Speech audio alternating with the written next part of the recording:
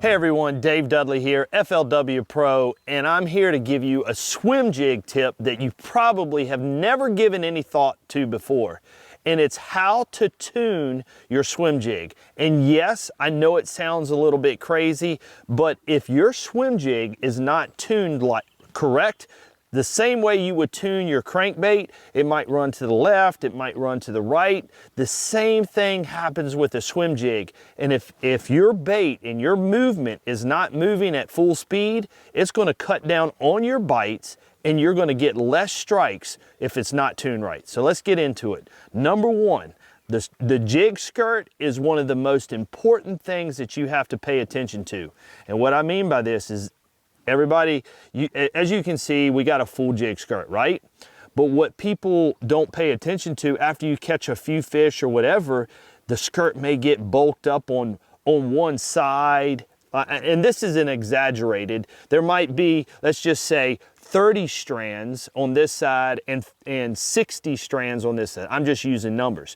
But the point is that when you retrieve that swim jig, the bulk is one side is gonna create more drag than the other side. And what happens is that ends up turning your swim jig one way or the other.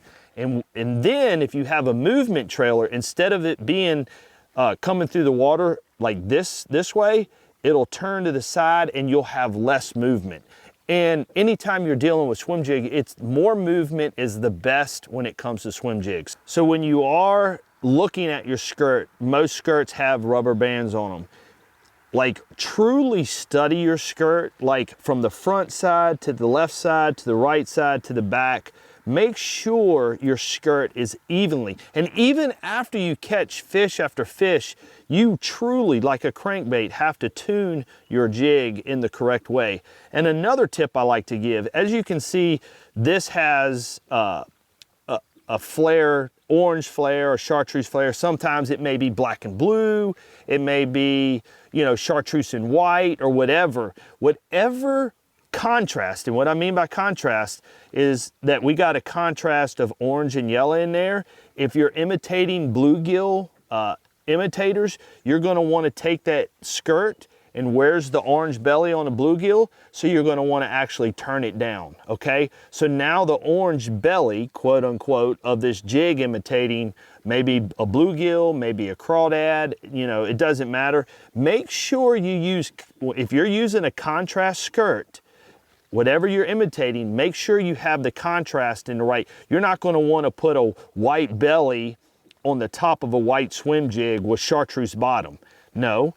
There's no chartreuse bottom on a shad, so you're going to want to turn your jig skirt around, make sure it's a white belly, chartreuse back.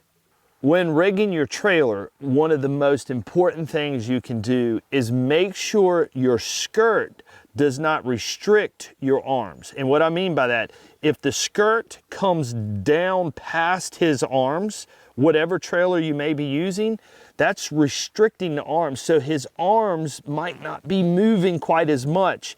The skirt needs to be, for example, let's do it right now. You're gonna thread it on straight down the middle and come out center of the back or whatever your trailer you're using. Okay, so let's look at this. See how the skirt is not overtaking the arm movement? If the skirt was to come down low, okay, on his arms and covering his arms up, it's not going to give you much movement. These arms need all the freedom. So make sure, not only do you have to have your skirt trimmed right, have your skirt even, but make sure it's not covering and restricting the movement of your trailer. When it comes to throwing a swim jig, this bait is very versatile. Whether you're throwing it in grass, don't be afraid to throw it straight into big grass, broken up grass, lily pads, skipping under docks and swimming it. It's great when shad are spawning. This is a deadly bait that can be used many, many ways. I'm David Dudley, and thanks for watching.